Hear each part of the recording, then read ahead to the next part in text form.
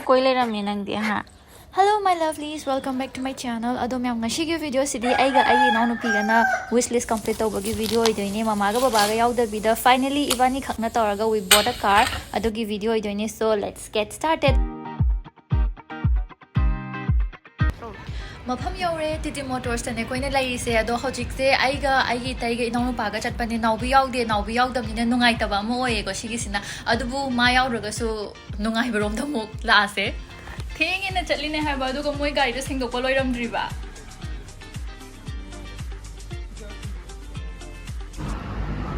naubi yaudrasu naubi gi sile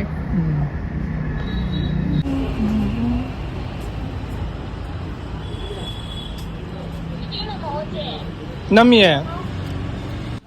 gari se naubi gi maming da laibane aduga gari gi masak khanba sina aina khanbane ba Altroz yam pam gi do ina chatla kanda moi leram gari da haidi nupi malaga feminine gore ka khangdi isa da yam pam gi ba moi ba do de machu se na khalle adini phasabra aduga YouTube te keno ka komjalo Niranjan se gari gumba leininga gadi Tiddims ki di mangoda contact tawro sine ba ma dum ngamna ba chenbi na khoi su ma chenbi ba ngam mini ngoi hai jam laina phangki ba do main oi ba muraba Welcome to Tiddim Motors Tiddim Motors ai nang naming tharam ga dai naming tharam khoi mi yaw oi bi a kai de ke amaga manga kai ma ne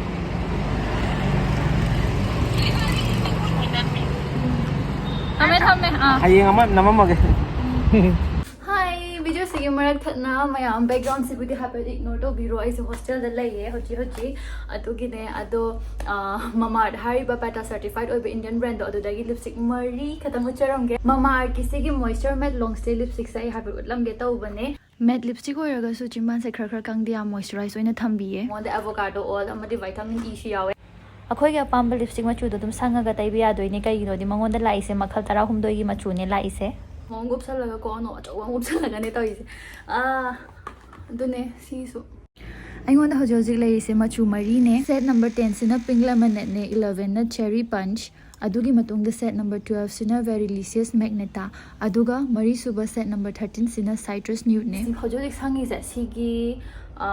set number 12 की वेरिलिशियस magenta सिने बस सीगी मचू से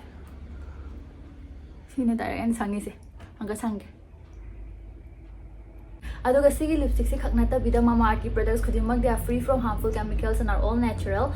Mamaearth Amazon Flipkart amadi Purple da phangi adugi shu mathakta Mamaearth masagi website natraga Mamaearth ki application da su phangi aduga nearby stores su phangbane ba kai gumba masagi website tagi gumba lairagadi ai ko Teresa 2023 se use to bio 20% extra off hangdaine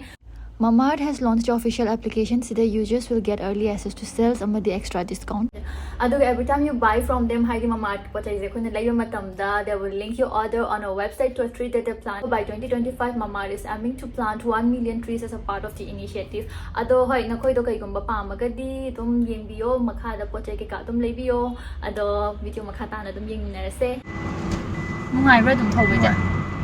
Plastic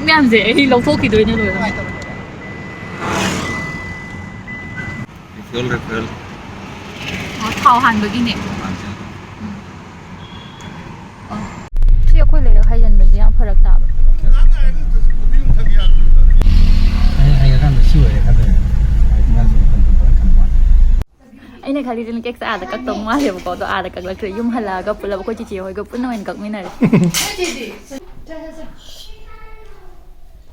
hai pula ma de ni ko mai ba de me khati ne se happy birthday wow happy birthday this yes the cake sao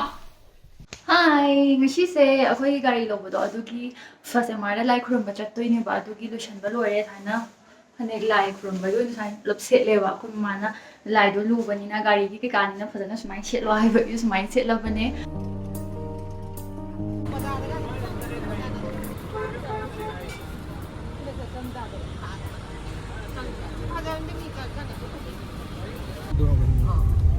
Này chứ thật đi đâu đi rồi nè. Em sao đây? Lấy bên này. Rino sam phajana lai sibo wa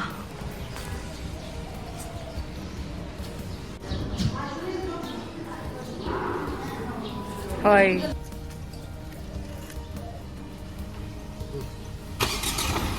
Yare yare yare. Mood pani. Ay nami ro. Ay hello din kung ko.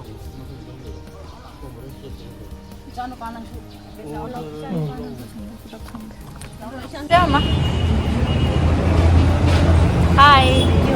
Oh. Hꯧzik ꯑꯩꯈꯣꯏꯅ ꯂꯩꯔꯤꯁꯦ ꯐꯧꯋꯩꯕꯤꯗꯅꯦꯕ ꯑꯩ video ꯅꯝꯃꯤꯅꯦ ꯍꯥꯏ ꯍꯥꯏꯔꯣ ꯍꯥꯏ